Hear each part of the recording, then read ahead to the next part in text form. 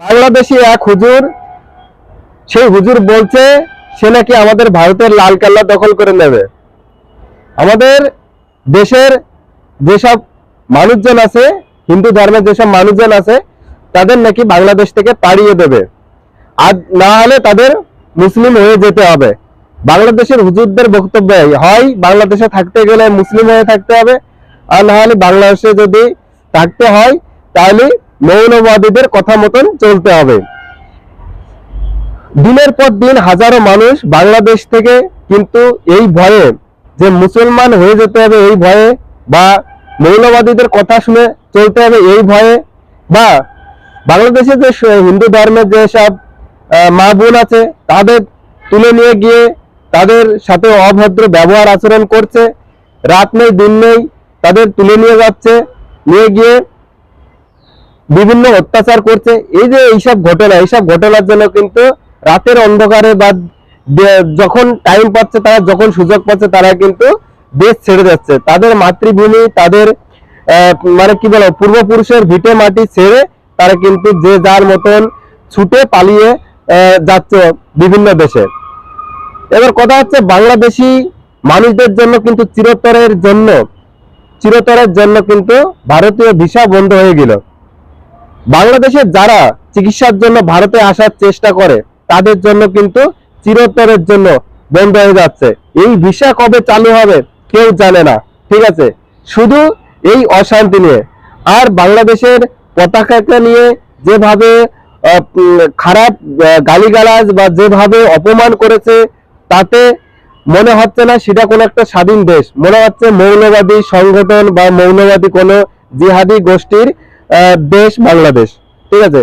তো এইভাবে দিনের পর দিন অত্যাচার যদি হতে থাকে, সেই দেশে একসময় হিন্দু শূন্য হয়ে যাবে, ঠিক আছে। আর এই হিন্দু শূন্য হয়ে যাওয়াতে তারা কিন্তু পাকিস্তানের একদম যে প্ল্যানিং ছিল, সেই প্ল্যানিং অনুযায়ী কিন্তু সেই দেশটা পরিচালনা হবে।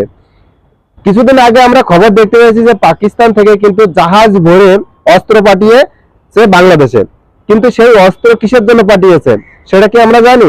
হয়তো মৌলবাদীদের মধ্যে কোনো একটা প্ল্যানিং চলছে, ভারতের সাথে যুদ্ধ করবে বা ভারতের সাথে কোনো সংঘর্ষে জড়াবে।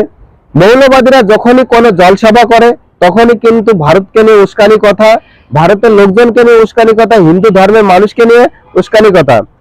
ভারতবর্ষের বুকে যে ইসকনের যে প্রতিষ্ঠা, বা যে ইসকন যে পৃথিবীর বুকে সব জায়গায় যে এর প্রতিষ্ঠাতা, মানে এর যে ইয়ে আছে, ধর্মের যে প্রচারকরা আছে বা যে ইসকনগুলো আছে, তা এইভাবে যদি চলতে থাকে, এখন কথা হচ্ছে ভারত সরকার কি এই বিষয়ে কোনো কথা বলেছে কি বলেনি সেটা হয়তো আমাদের জানা নেই।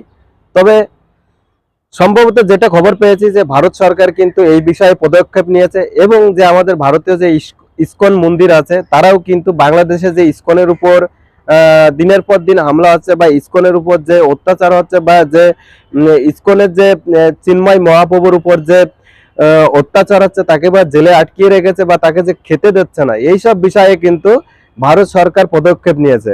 ভারত সরকার কিন্তু একটা অলরেডি একটা সেই দেশে একটা নোটিশ পাঠিয়ে দিয়েছে, বা তাদের যে এম্বাসি আছে, বা বাংলাদেশের যে এম্বাসি ভারতবর্ষে আছে, সেই এম্বাসিতে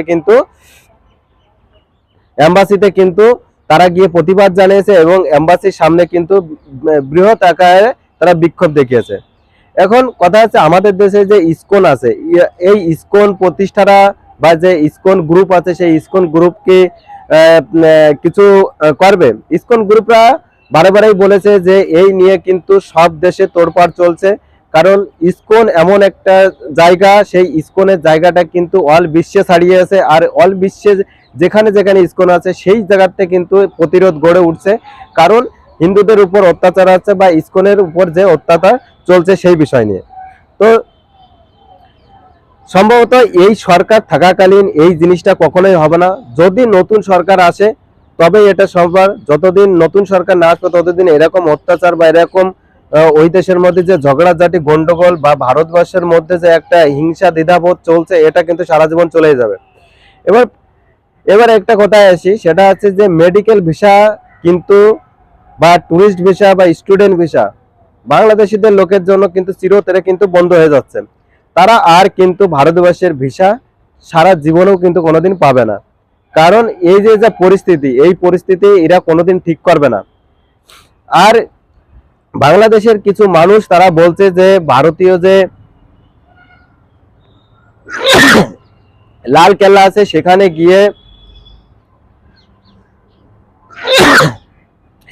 গিয়ে বিক্ষোভ করবে, বা ভারতীয় যে এম্বাসি আছে বাংলাদেশে সেই এম্বাসিতে গিয়ে কিন্তু নাকি তারা ভেঙে চুরে ফেলবে, এবং প্রত্যেকটি এম্বাসিতে যারা কাজ করে তাদের নাকি অনেক ক্ষয়ক্ষতি করবে। এরকম ধরনের হুমকি কিন্তু সেই দেশের মানুষ দিচ্ছে। আচ্ছা, এই হুমকিতে কি ভারতবর্ষ ভয় পায়?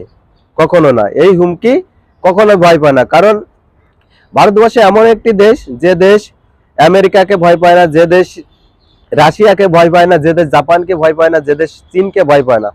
কারণ ভারতের জনসংখ্যা এতটাই, বা ভারতের মার্কেট এতটাই বড় যে ভারতকে কোনো দেশই হাতছাড়া করতে চায় না।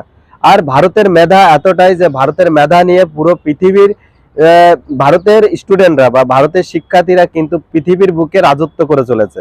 তাই ভারতকে কেউ হাতছাড়া করতে চায় না। কিন্তু বাংলাদেশ সেটা কখনোই বুঝতেছে না।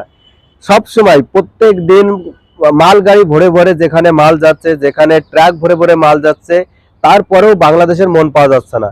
কেন পাওয়া যাচ্ছে না? কারণ তাদের এই যে যে একটা চিন্তা ভাবনা বা যে বুদ্ধির হ্রাস বা বুদ্ধির বিকাশ না হওয়ার কারণ হচ্ছে তাদের কিছু শিক্ষা প্রতিষ্ঠান। এই শিক্ষা প্রতিষ্ঠানে এমন ধরনের শিক্ষা দেওয়া হয় না, যে শিক্ষাতে মানুষের সাথে কিভাবে মিশতে হয় বা সমাজে বেঁচে থাকতে গেলে যেসব